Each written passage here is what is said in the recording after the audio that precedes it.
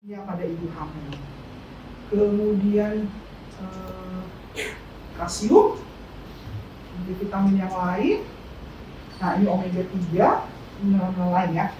Asam folat banyak pada kacang-kacangan, buah-buahan ya, ada brokoli, sayur, wortel, zat besi pada daging merah, ayam, telur, brokoli, sayur hijau yang lain juga. Kalsium paling baik pada susu dan produk susu. Nah, ini sebagian besar wanita Indonesia tidak terlalu suka susu. Entah kenapa, padahal susu enak. Yang itu tidak suka susu ya produk susu, keju boleh, yogurt boleh. Nggak suka semua dong.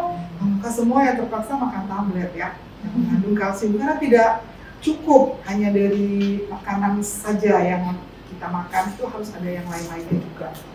Multivitamin lain itu dari sayur dan buah. Nah, ada juga loh pasien yang nggak suka sayur, nggak suka buah. Nah, itu juga kendala juga ya. Harus memulai untuk membiasakan diri menyukai sayur dan buah-buahan. Kemudian omega 3 banyak didapatkan pada ikan laut. Nah, sekarang kebutuhannya berapa sih untuk ibu hamil dan menyusui? Omega 3 perlunya segini, hampir sama ya pada kehamilan dan menyusui. Fungsinya apa? Untuk mencegah cacat pada sistem saraf, bisa mencegah preeklamsia maupun mencegah depresi postpartum. Vitamin A, nah ini pada masa menyusui hampir 2 kali lipat dibandingkan masa tidak hamil dan masa kehamilan. Fungsinya untuk membantu pembentukan organ penglihatan, meningkatkan imunitas, perkembangan organ, untuk pembentukan otak. Vitamin B6, ini hampir sama. B12 pada masa menyusui cukup banyak diperlukan. Vitamin D ini juga yang sedang digembar-gemborkan, memang hampir sama kebutuhannya. Kemudian zat besi memang lebih banyak dibutuhkan pada masa kehamilan. Sementara kalsium dari sejak sebelum hamil dan menyusui kebutuhannya hampir sama, setara.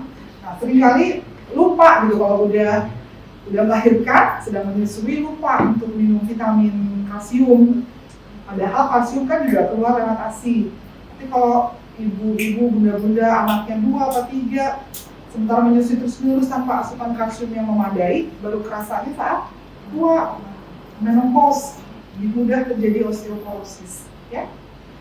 Kemudian apalagi? Zinc ya hampir sama. Asam folat, saya kira kalau asam folat hampir semuanya sudah selalu mengkonsumsi asam folat sejak awal kehamilannya. Sedikit aja yang ini. Nah, bagaimana tentang teknik menyusui? Ini ya, kalau ada manekin sebenarnya lebih enak, tapi nggak apa-apa. Ini kepala dan badan bayi dalam satu garis lurus, kemudian wajah bayi menghadap payudara, hidungnya berhadapan dengan puting. Kemudian badan bayinya dekat ke tubuh ibu menggendong mendekap badan bayi secara utuh. Jadi posisi seperti ini. Nah, bayi dekat dengan payudara dengan mulut terbuka lebar, dagunya menyentuh payudara, dan areola atau daerah pingkangan di sekitar puting itu harus betul-betul masuk ya ke dalam mulut bayi, dan bagian atasnya lebih banyak terlihat dibanding di bawah mulut bayi. Kemudian setelah bayi terbuka, bibirnya dorang, itu dia akan masuk memutar pulang. Kalau kembar, ada yang di sini sedang kehamilan kembar? Atau punya anak kembar sebelumnya? Mungkin belum ada ya. Nah, kira-kira seperti ini posisi antara lain yang bisa dilakukan apabila mempunyai bayi kembar. Nah, seberapa sering memberikan ASI? Di awal-awal atau minggu pertama setelah melahirkan, mungkin ASI pun juga belum terlalu lancar, belum terlalu banyak, dan kebutuhan juga belum terlalu banyak. Ini masih sedikit, frekuensinya 2-4 jam sekali. Kemudian total menyusu salah ya. Ini yang hari-hari pertama. Ini hari-hari pertama 1-3 jam sekali. Nah, kemudian minggu kedua dan sampai 6 bulan berikutnya itu sampai 8-12 kali dalam 24 jam. Nah, kalau bayinya ngantuk kan, tidur terus ya terpaksa harus dibangunkan.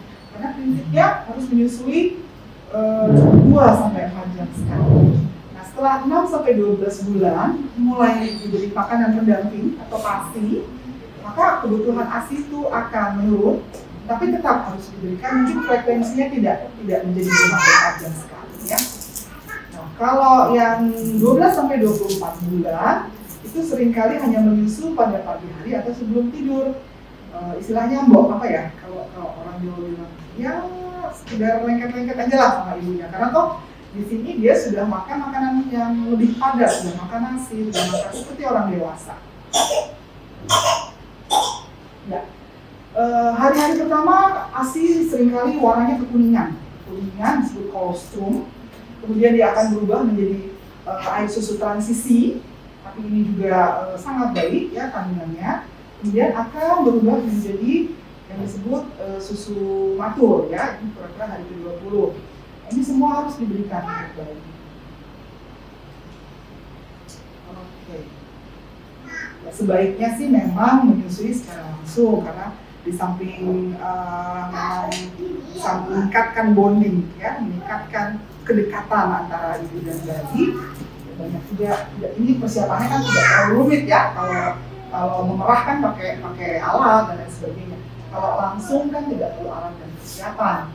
Nah, tapi bagi ibu bekerja, wanita-wanita karir ya, mungkin bunda-bunda di sini juga ada yang wanita karir. Kadang-kadang setelah 2 bulan atau 3 bulan harus bekerja kembali, pasti harus pumping, harus memerah ya, memerah ASI. Atau misalnya karena baru pertama putihnya lecet dan lain sebagainya, tetap harus dikeluarkan kan ASInya dengan cara pumping. Nah, kemudian kalau harus bekerja itu keuntungan lainnya, kalau misalnya diperah bisa diberikan oleh pengasuh atau oleh suami atau ayah dari bayinya. Ya ini, kapan perlu merah ASI kan kalau bisa tidak diperah ya, terpaksa diperah kalau terjadi hal seperti ini, bengkak, lecet, atau sudah harus bekerja kembali. Nah, seberapa sering ASI harus diperah? Prinsipnya sama seperti kalau sedang menyusui tanpa harus memerah. Jadi seperti bayi menyusui, kurang lebih 2-3 jam sekali. Diperahnya sama banyaknya seperti saat bayi menyusui. Jadi kalau misalnya perlu menyusui 80 cc, 80 cc dikeluarkan. Tapi lagi-lagi berbeda antara satu ibu ke ibu yang lain. Dan harus diperah dari kedua belah payudara, jangan satu sisi saja ya. Nah, persiapannya tentu cuci tangan dengan sabun mengalir, kemudian alat pumpingnya tentu harus baik, harus bersih. Kemudian meja alasnya ini harus bersih untuk menggunakan alat pumpingnya ya. Kemudian setelah dipumping diberi label dan tanggal jam ASI diperah. Dan jangan diletakkan pada bagian pintu kulkas atau freezer. Kemudian diberikan sisa ruang pada wadah. Atau kalau punya cooler box lebih baik karena bisa ditahan 24 jam. Kadang kan ibu pergi pagi hari jam 7 baru pulang jam 4 sore misalnya. Ini pakai cooler box lebih baik. Nah, berapa lama ASI perah itu bisa bertahan? Berbeda-beda dari kapan ASI itu dikeluarkan. Jadi kalau yang fresh setelah dipumping itu kalau di udara ruangan itu sampai 4 jam. Kalau masuk kulkas yang bukan freezer itu sampai 4 hari. Tapi kalau masuk freezer itu bisa sampai 6 bulan. Ya, sampai 12 bulan juga masih diperbolehkan. Kalau yang habis dikeluarkan dari freezer, yang habis di defrost gitu ya, itu cuma 1-2 jam di suhu ruangan, kemudian 1 hari di refrigerator, tapi jangan pernah dimasukkan freezer lagi, ya, itu tidak boleh. Sementara kalau misalnya bayinya sudah menyusu dari botol yang kita yang berisi ASI perah, kemudian ada sisanya, itu jangan lebih dari 2 jam diberikan lagi, ini harus dihabiskan dalam 2 jam. Ya, ini juga prinsip dari kalau ASI diperah dihangatkan dengan air mengalir, jadi jangan direbus, jangan dimasukkan microwave atau oven atau jangan direbus.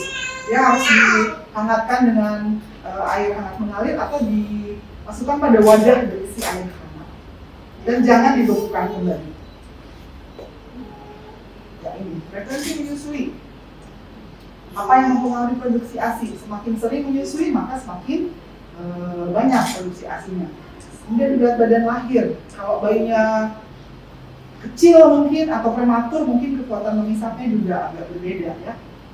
Nah, kalau ibunya stres atau ada penyakit, itu juga akan bisa menurunkan produksi ASI. Jadi yang penting di sini adalah ibunya tenang, jangan stres sehingga ASI juga bisa lebih lancar ya. Nah, sebaiknya tetap tidak merokok. Merokok menstimulasi adrenalin yang menghambat pelepasan oksitosin. Jangan juga menggunakan alkohol dan jangan menggunakan pil kontrasepsi yang bisa mempengaruhi ASI. Jadi khusus untuk ibu menyusui hanya boleh menggunakan kontrasepsi yang tidak mengandung estrogen. Contohnya bisa pil untuk ibu menyusui, ini pil namanya, kemudian yang suntik 3 bulanan, kemudian IUD atau implan, atau cara sederhana seperti kondom ya, itu juga bisa digunakan. Oke, ini saya skip aja ya. Jadi kesimpulannya atau ilmu yang bisa dibawa pulang lah istilahnya ya. Penuhi kebutuhan nutrisi selama menyusui dengan makanan bergizi dan suplementasi yang sesuai. Posisi dan penekatan yang sesuai untuk mencegah puting lecet. Kemudian jangan buang ASI pertama, eksklusif selama 6 bulan pertama tanpa PASI. Kemudian setelah itu dilanjutkan hingga minimal 2 tahun. Menyusui langsung atau mengurangi ASI dan dilakukan sesuai dengan kondisi hingga semua ya. Baik,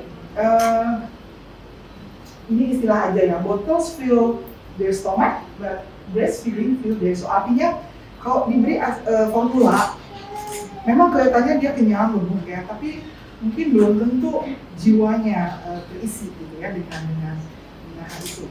Ya, tetap yang terbaik adalah ASI. Kalau formula diberikan pada kasus-kasus tertentu saja. Oke. Terima kasih banyak untuk perhatiannya, semoga bermanfaat. Nanti pada sesi tanya jawab mungkin Bunda semua boleh bertanya hal-hal yang ingin ditanyakan. Mudah-mudahan kita bisa menemukan titik temu dan solusinya ya. Terima kasih, selamat pagi. Dr. Agnieszta, ilmunya luar biasa sekali. Semoga bisa bermanfaat dan menjadi bekal